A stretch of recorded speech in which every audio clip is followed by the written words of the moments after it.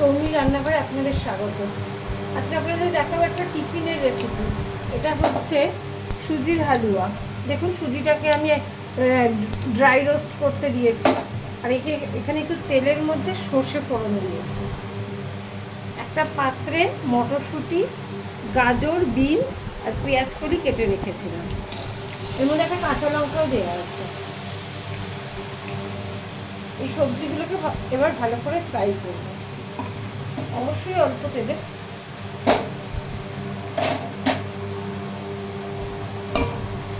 ভালো করে এটাকে ফ্রাই করব।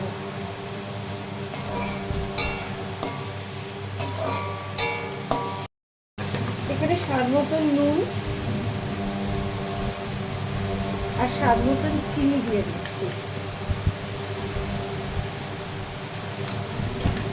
দিয়ে আবার এটাকে ভালো করে ভাজবো। গ্যাসটা কমিয়ে ভাজবো। স্বাদ মতন চিনি দিয়ে দেবো। এখানে একটু কারি পাতা দিলে ভালো লাগবে, কিন্তু আমার কাছে কারি পাতা ছিল না, তাই আমি কারি পাতাটা দিতে পারলাম না। এবার এটাকে চাপা দিয়ে ভাজবো। কেমন জল বেরিয়েছে, জল বেরিয়ে পুরো সবজিটা সেদ্ধ হয়ে যাবে।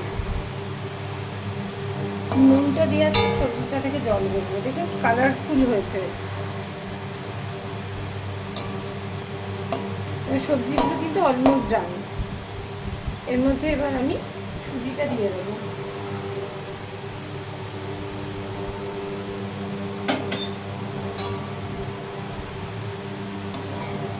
সুজিটা দিয়ে নাড়াচাড়া করে এবার ওতে অল্প একটু জল দেবো, নাহলে সুজিটা তো সেদ্ধ হবে না।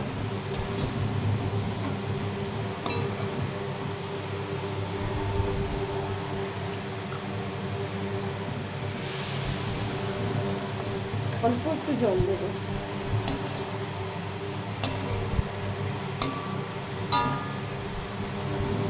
এখন জলটা টেনে নিয়েছে, তার মানে আরেকটু জল দিতে হবে। সুজিতে একটু জল লাগে।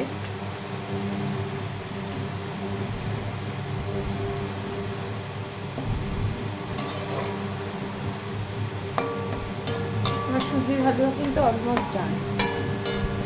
এবার এটা একটু ফুটে উঠলেই আমরা গ্যাসটাকে বন্ধ করে দেবো।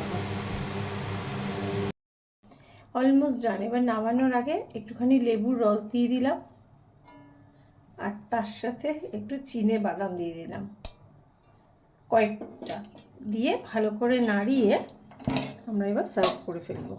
দেখুন একদম ঝরঝরে হয়েছে। আপনারা বানিয়ে খান বাড়িতে, আশা করি ভালো লাগবে। নমস্কার।